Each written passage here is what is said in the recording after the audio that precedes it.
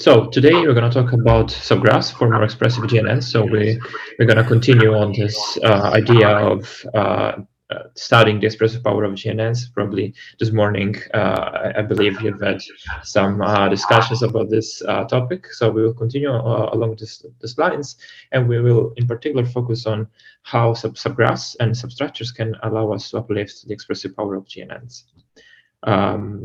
Okay. Let's get started. So we will first go through some motivation, and then we will introduce some of the recent subgraph GNN works. And sure, let me think there's a problem with the visualization of the slides.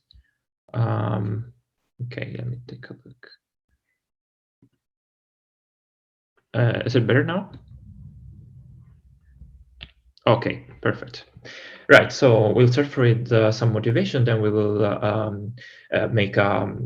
we introduce some very recent concurrent subgraph GNNs, and then we will make a little deep dive on equivariant subgraph aggregation networks, which is a recent work from my side along with other co-authors. And then, yeah, we'll try to highlight some conclusions from these ideas, these related ideas, and maybe if you have the time, maybe talk about some possibilities for future directions. Okay, let's start with some motivation. At this point, I think today you know what a GNN is. So let's say in general, we can consider a GNN as a parameterized function on graphs, right? So in general, we have a very popular form of GNNs, which is what we call message passing neural network. So the idea is that we have a neural network which is able to basically exchange messages across edges in a graph between nodes. And every time we update the representation of a node based on its current representation, along with an aggregated message that comes from the neighbors of this node. And in this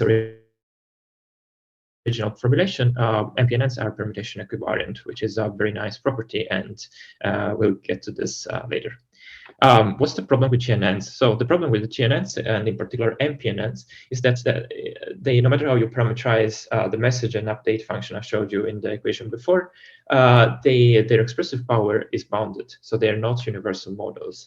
And this has been studied in depth recently. And the problem is that their expressive power is upper bounded by that of the 1WL test. The 1WL test is an algorithm, polynomially fast heuristic to disambiguate between non-isomorphic graphs.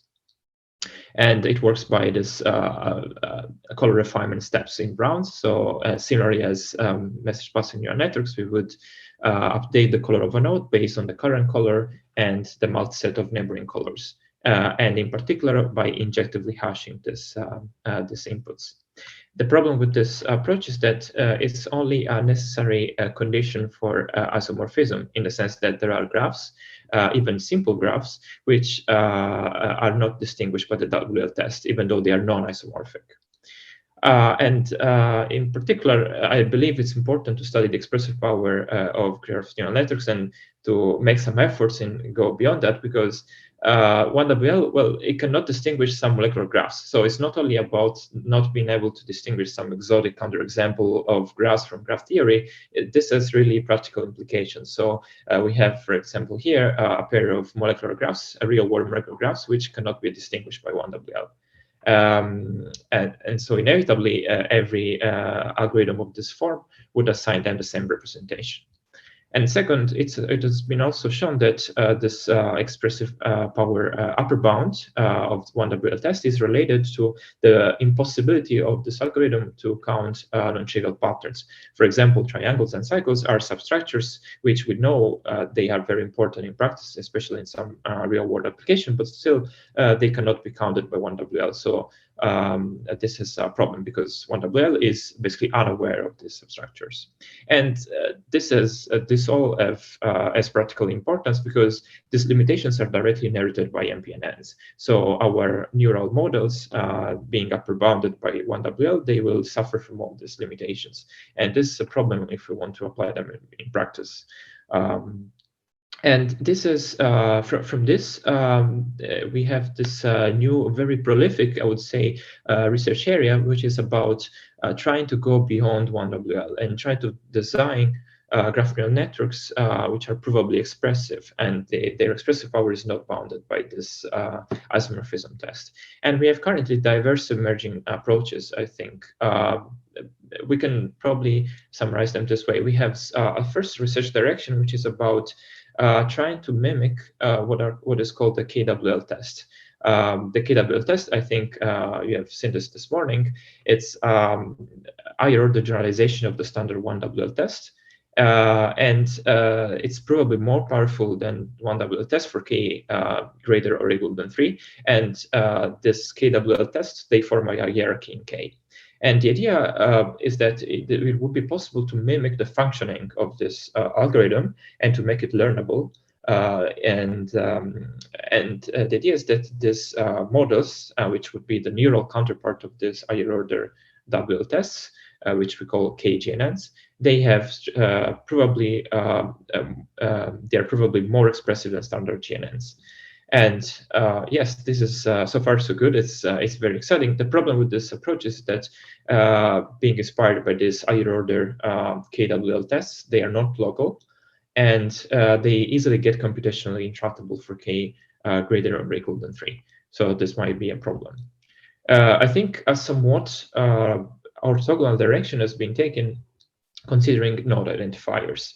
So there is all literature about which studies the possibility to inject unique identifiers on nodes. So intuitively, the idea is that if a node is able to learn how to distinguish messages coming from different nodes. So if a node is able to identify senders in the message passing scheme, then this would allow us to build universal graph neural networks. And a way to approach this, to tackle this challenge, is to use, for example, random node features as identifiers. These approaches might be very scalable and easy to implement. The problem with them is that this inherent randomness tamper with the permutation equivariance of the architecture. So we would lose permutation equivariance, and at the same time, we would have difficulties in generalization on unseen test examples.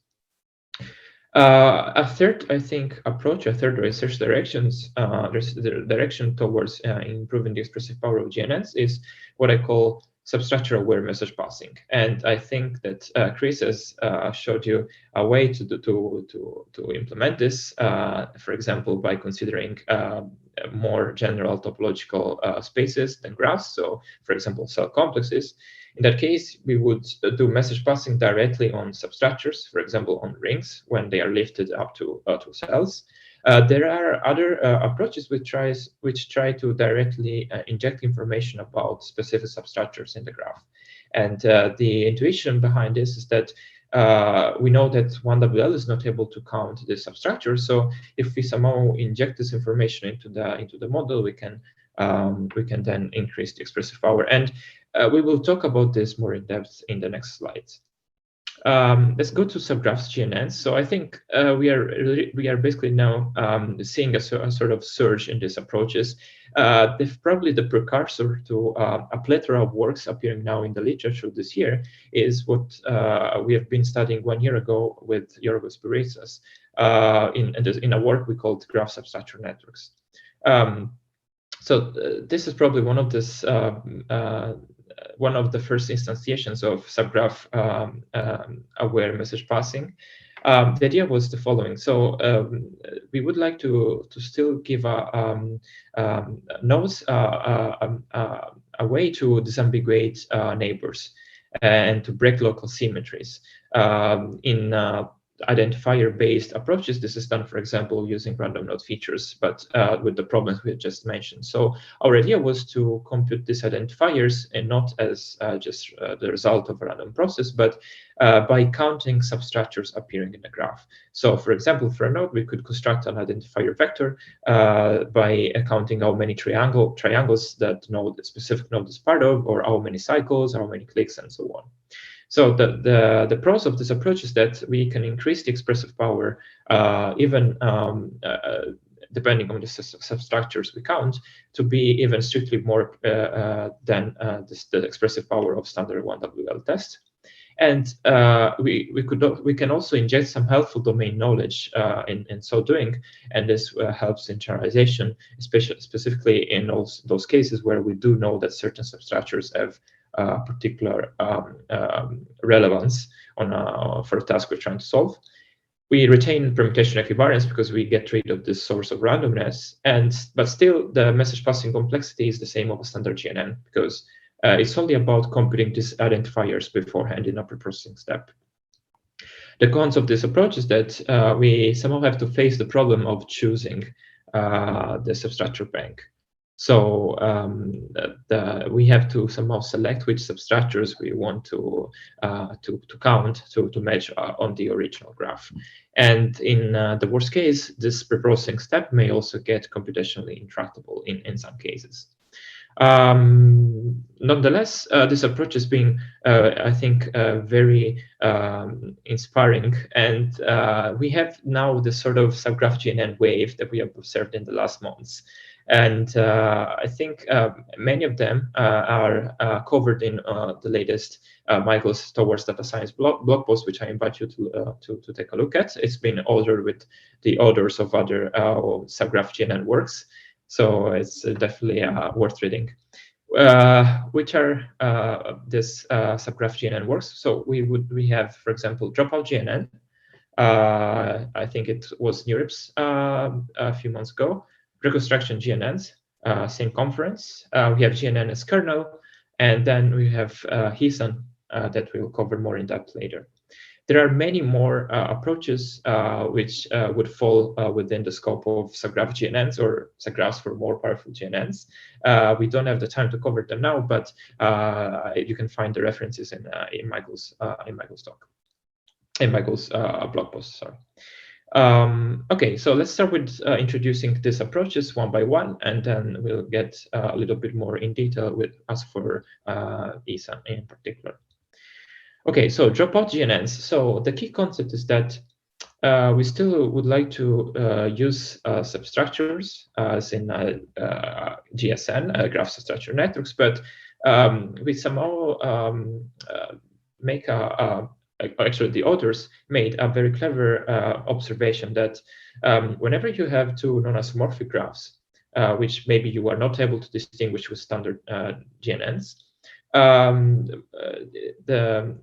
they appear to be non-isomorphic because they contain subgraphs which are non-isomorphic. And in particular, these subgraphs can be easily found by subtraction. That is, we can drop portions or parts of the original graph to expose the subgraphs that would easily make the original graph non-isomorphic. So the idea is that we can come up with this recipe, right? So we can each time drop each node independently with a certain probability, let's say P, akin to standard dropout, but now we are doing dropout on the structure, on the input structure.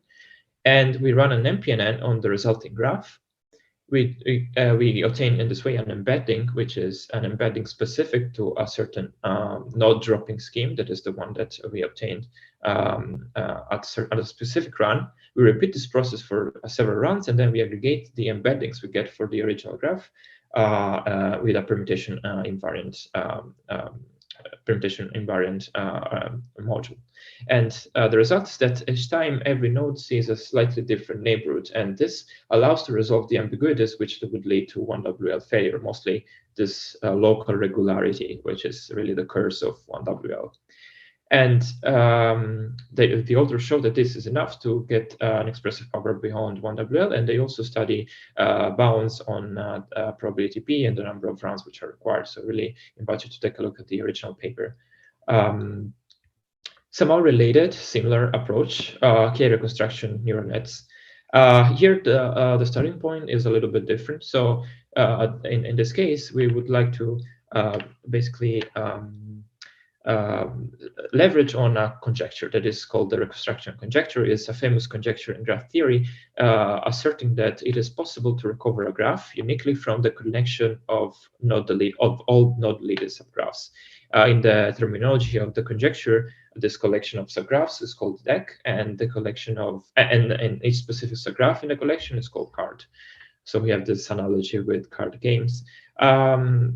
So the idea would be the following. So we can take a graph, get all the collection of all k cards, so cards obtained by dropping k nodes at a time, and then we can we basically have we describe the graph as the multiset of these subgraphs.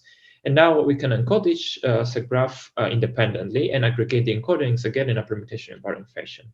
And why this would be useful? Well, because if, for example, we were able to injectively represent map each of the subgraphs in the multiset, then if you have a powerful enough aggregator, permutation invariant aggregator, such as, for example, deep sets, then we will be able to perfectly reconstruct the original graph, and therefore we will be universal if the reconstruction conjecture was true. So it's a very powerful idea. The problem with this is that we actually don't have in practice a universal encoder for subgraphs, right? Because this will be as hard as solving a graph isomorphism, and currently we are having hard times with MPNNs.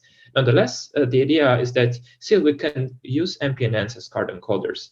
We are not exactly in the regime of the reconstruction conjecture. We are only approximating this regime, but still the authors prove that this is enough to get provably expressive models.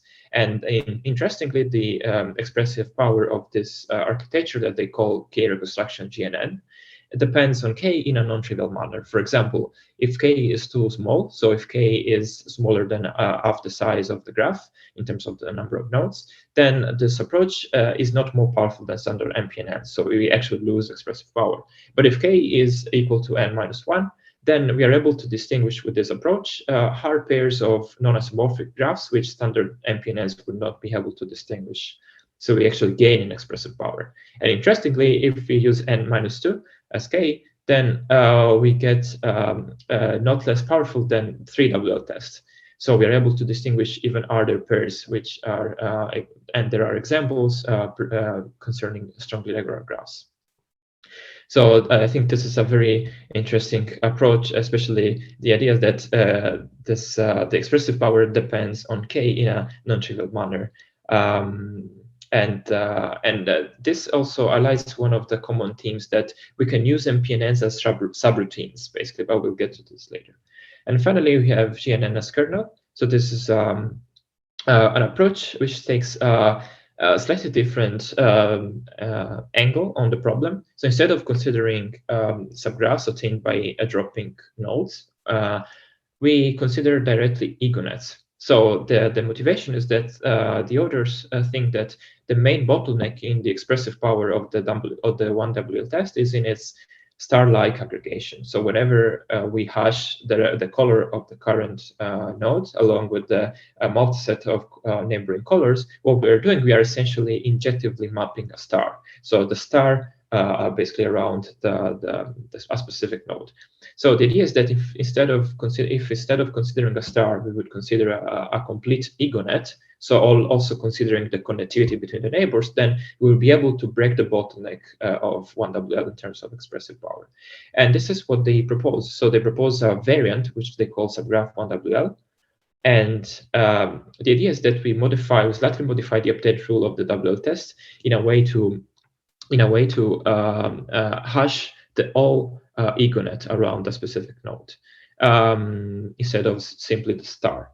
The problem with this approach is that it's not easy actually to injectively hash a K-hop egonet because this would be as hard as solving graph isomorphism. But again, similarly as what done in K reconstruction GNNs, we can use the standard 1WL test as a subroutine, and so we can use it to approximate this hash function somehow. and we will get what they call subgraph 1WL star. So we use we nested, we call the WL routine in a nested fashion to represent the egonet around a certain node. And again, this might seem suboptimal, but what the authors show is that this is enough to get expressive power above the one of the standard 1WL test. And obviously, starting from this combinatorial algorithm, we can design a neural counterpart, which they call GNN-AK, Gnns Kernel, by using a GNN as an encoder, basically doing the job of the WL test in the subgraph 1WL star algorithm. And depending on the choice of GNN, of this GNN encoder, then we can get a certain expressive power or not. For example, what they show is that if you use standard MPNNs with injective aggregators, we can be as powerful as subgraph 1WL star, which, as we said, is strictly more powerful than 1WL. And if we use PPGN encoders, which are equivalent in expressive power to 3WL, then we can actually get expressive power, an expressive power which is of a particular class. So we can distinguish some hard counterexamples of non-isomorphic graphs, such as the one we show in the slide, which are not distinguished by 3WL. So again, we can get something more. The authors also improve on this neural architectures by considering particular design choices and clever ideas, such as, for example, aggregating through egonets. But we will get to this later when we talk about ESAN in particular. So let's maybe review quickly this common emerging themes. I think with this subgraph GNN wave, what's happening is that we are heading towards a limited to known pre-engineering. So we would like to sidestep substructure selection, which was the curse of graph substructure networks, our work from last year. And we would like to let relevant subgraphs emerge directly in an implicit fashion, sometimes through perturbations, for example, dropping parts of the original graph. A second theme, I think, is we would like to stay within the remit of message passing. So even though message passing has limitations, we would not like to abandon it completely. We want to keep, and we are able to do that with these approaches, we would like to keep local this local computation, and that allows us to still be scalable and obviously implementation. And still at the same time, we would like to retain equivariance, and this is what these approaches allow us to do. And finally, this also common theme, which is about using MPNNs as subroutines. So all these approaches, which, by the way, as I said, are all concurrent. This emerging theme is to use MPNNs to approximate subgraph isomorphism. And although this might seem suboptimal in the first place, but then it is possible to show that this is enough to gain expressive power nonetheless above 1WL. And with this, then let's start to talk about this last work, that is equivalent subgraph aggregation networks. This is a work I have developed along with Beatrice Ilacqua, Derek Lim, Bala Srinivasan, Chen Kei, Gopinath Balamurugan, Michael Bronson, and Cameron. It's our concurrent work, and we proposed more than a specific model. The idea was to propose an overall framework to work with what we call bags of subgraphs. So to approach the idea of using subgraphs for a greater expressive power in a principal way. When I say a framework, an overall framework, is because we found out after reading these concurrent works that we are actually unifying with this approach. We are unifying and generalizing these other methods we have just mentioned up until now. And I think the interesting additional contribution is that we do this providing an additional characterization through the lenses of equivalence, and we'll get to this in a second. And I also wanted to signal that this project sparked from a summer school, from the 2021 LogML summer school.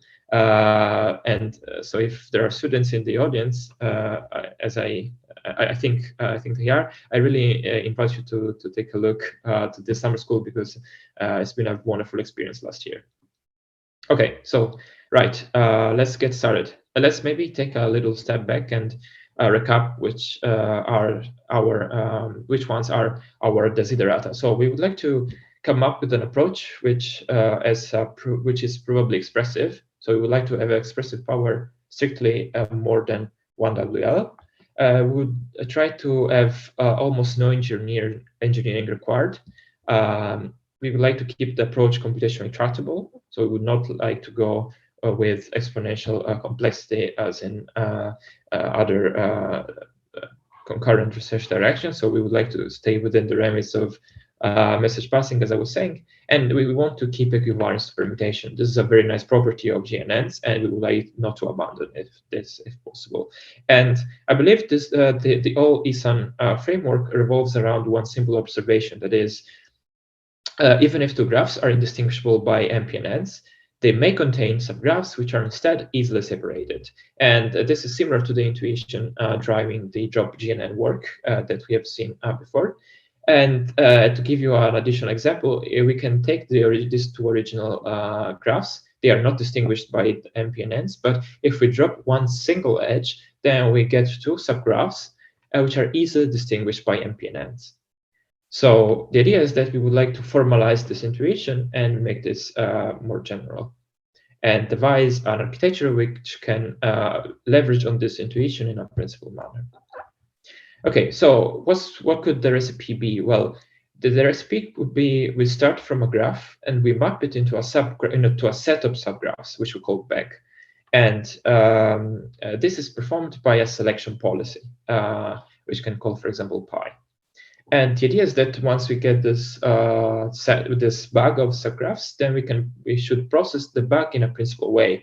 This we would like to respect the inherent symmetries of this object. And so let's start with one. So how would we obtain this bag of subgraphs? Well, we have already seen different approaches to do this. For example, we can consider a strategy such that we can drop nodes from the original graph. This would give us a bag of not deleted subgraphs. We can also consider egonets, as in the Gnns kernel work, but also we can simply, for example, delete edges, right? So as in the example we've shown before, sometimes this is enough to tell apart graphs which are indistinguishable by 1 WL. So we have complete flexibility of choice in this case. And let's get now to the second point. What's the inherent symmetry of a bag of subgraphs? Well, a bag is per se is a multiset, right? So the typical symmetry group characterizing a set is that of being permutations. So the idea intuitively is that we don't really care about the order in which subgraphs appear in the bag, right? So we would like to be, let's say we would like to be equivariance, and then maybe later on we enforce invariance to this type of symmetry. But at the same time, what happens is that internally, the objects contained in the set, they have their own symmetries because they are subgraphs, and being subgraphs means again have an internal inner symmetry to permutations. And this is the typical permutation that characterizes that is respected with standard GNN models, right? So we have these two nested levels of permutations, right? And these two symmetry groups together, they form a more complex symmetry group, which is the direct product between these two symmetries. And we would like to be equivalent to this overall direct product of permutation symmetries, right? The idea, though, is that not only this, in particular, it's important to notice that nodes in the bag, so for subgraphs in the bag, they are all aligned. So what I mean is that it is possible to put in correspondence between each other the nodes within the same node across subgraphs in the bag, right? And this is exactly what is captured by the direct product of symmetries. And intuitively, what happens is that if we permute the nodes of a certain subgraph, then we should permute the other subgraphs in an equivalent manner, right? So the subgraphs would not permute independently. And this is exactly captured by the direct product of the two symmetry groups. So we would like to be equivalent to this overall symmetry group. And how do we design an architecture to be equivalent to this? Well, a recipe has been provided in a very important paper that appeared, if I'm correct, in ICML 2020, which is deep symmetric sets. This paper shows that it is possible to design a maximal expressive linear G-equivalent layer by following this approach. That is, we consider each object in a set. We mapped each of these objects with a Siamese module, which is equivalent to the internal symmetry group, which in our case is the permutation on the nodes of the subgraphs. And then we add all the objects together, and we apply another equivalent layer on the summation of the objects in the set. And then the output from this, what we call information sharing module, is fed back and added to the outputs of the Siamese module. The scheme has been proved to be maximally expressive in this paper, and this is exactly what we take inspiration from to design our ESAN architecture. And in our ESAN architecture, what we do is we literally follow this approach. So we replace this equivalent layers, which are equivalent to the internal permutation group of the subgraphs, with NPNNs. We start on NPNNs. And in this way, we know we are equivalent, we are guaranteed to be equivalent to this direct product between the two permutation groups. And interestingly, we can also design another architecture by disabling this information sharing component. And what we get is what we call the SGNN, which is simply we would encode each subgraph in the back in a Siamese fashion. And then we simply aggregate the obtained embeddings with a deep set module. And interestingly, disabling this information sharing components give us an architecture which is equivalent not to G, but to another symmetry group, which is obtained by the breadth product of the two permutation groups. And the intuition behind that is that this architecture is equivalent to a strictly larger permutation group in which node alignment, this node alignment we were talking about, is not preserved. Okay, so in the following now, we're gonna talk quickly about the expressive power of these models, and then we'll go through some design choices and experimental results. Oh, by the way, we were saying that this approach unifies and generalizes other methods. So quickly, we can consider, for example, that drop GNN can be obtained as the DSGNN approach with no deletion policy with sampling. And reconstruction GNNs is more or less the same, but in this case, we would not have sampling. So again, it's deep DSGNN, so no node alignment, but still Siamese encoders on each subgraph independently and with obtained by node deletions. And finally, we have that Gnns kernel can be obtained as a specific instantiation of DSS GNN with the EgoNet selection policy. And here we talk about DSS GNN because in the original paper, as I was mentioning previously, the authors propose also to increase the expressivity of GNN AK by considering alignments between nodes in the EgoNet. So this is exactly captured by this idea of node alignment and is formalized by this idea of working on to be equivalent to the direct product of the two symmetries. Right. So let's get to expressive power. Are these models really more powerful than WL? In order to prove this, we took a little detour and we defined a new variant of WL where we have additional, we run basically the idea is we run WL on each subgraph, but with a slightly different update rule whereby we include two additional inputs. One input is, we call it needle color. So it's a way to summarize this, to actually convey this information coming from node alignment. So we would consider the multi-set of colors for a certain node across all the subgraphs. And we can actually compute this input because we have this concept of node alignment. And the last input is basically an aggregation of this needle colors on the original graph. And this mimics what was the the role of the information sharing module in the DSS-GNN architecture. In the paper, I don't have the time to get into details here, but in the paper we show that these variants of the WL test are strictly more powerful than standard WL with simple policies such as no deletion, edge deletion, and econets. And our neural architectures that we have just introduced before, they can implement this combinatorial algorithm. And as a corollary, then this means that with simple policies, this DSS-GNN and DS-GNN architectures, they can get strictly more powerful than standard MPNNs, which was one of our goals in the first place, right? Let's now talk about the sign choices, because we introduced many components. We have selection policies, we have encoders, the form of the encoders. So let's we have TSS versus DS. So we have this different symmetry groups. So let's take a look on the impact of this. First, what we prove in the paper is that DSS-GNN can be strictly more powerful than DS-GNN for certain policies. And here we just show a very intuitive example. So if we consider a policy which is simply give me one edge at a time from the original graph, obviously what happens is that DS-GNN, not being able to align nodes across the graphs, would only see a meaningless bag of edges, right? Whereas the DSS-GNN, being able to align nodes, is able to reconstruct the original graph. And this is the intuition behind the fact that for certain selection policies, the DSS-GNN is actually strictly more powerful than the DS-GNN.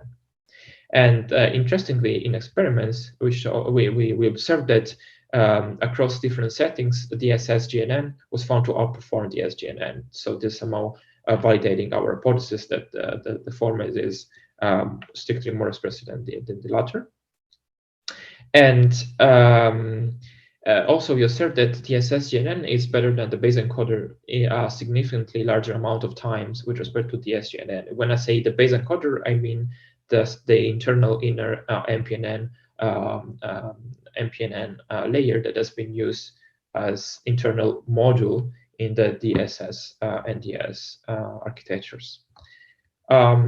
Now, what about subgraph policy selections? Interestingly, what we show is that the edge deletion policy can be strictly more powerful than no deletion and depth and egonets. For example, when we would like to distinguish between strongly regular graphs. So these are highly symmetric graphs. They are hard cases for graph isomorphism, and they are not distinguished, not even by 3WL. And what we observed is that edge deletion with standard MPNN encoders is able to distinguish them, interestingly, whereas no deletion and egonets are not able to distinguish them, and they fail as 3WL would fail. So again, interesting observation. I invite you to take a look at the details in our paper. In practice, what you observe in the experiments is that there's not really strong correlation between the performance of a certain policy and the application domain. But an interesting takeaway from our experiments is that the ego policies were found generally more consistent in delivering competitive results across data sets and scenarios. And that here we report a spot on the Zinc benchmark. We can see that Zinc, by the way, is a molecular modeling benchmark. The task is about predicting constraint solubility for molecules.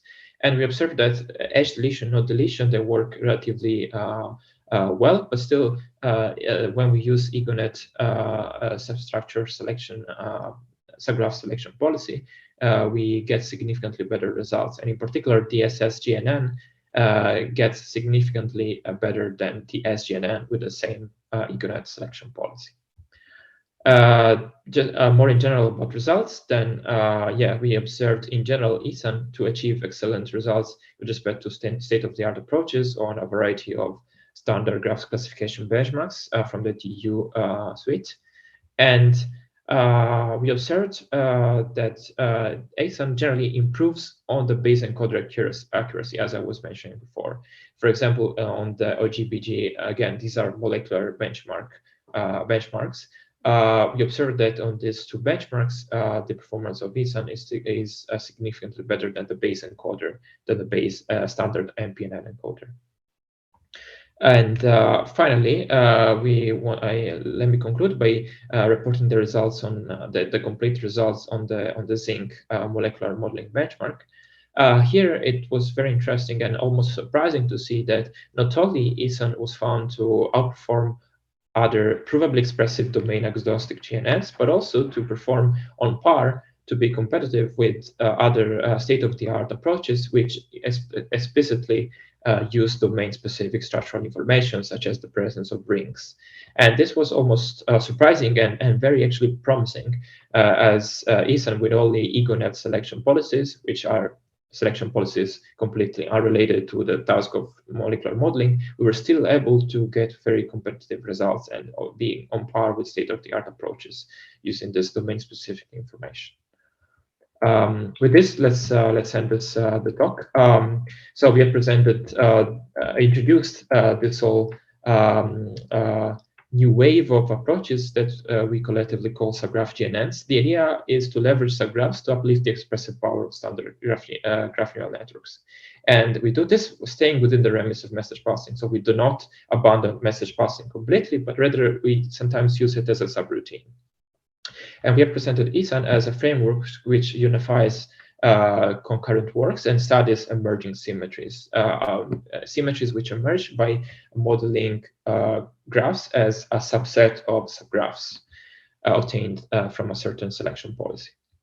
And the advantages, I believe, of these approaches is that they are provably expressive while keeping native equivariants and only requiring little pre-engineering, which are all very important upsides.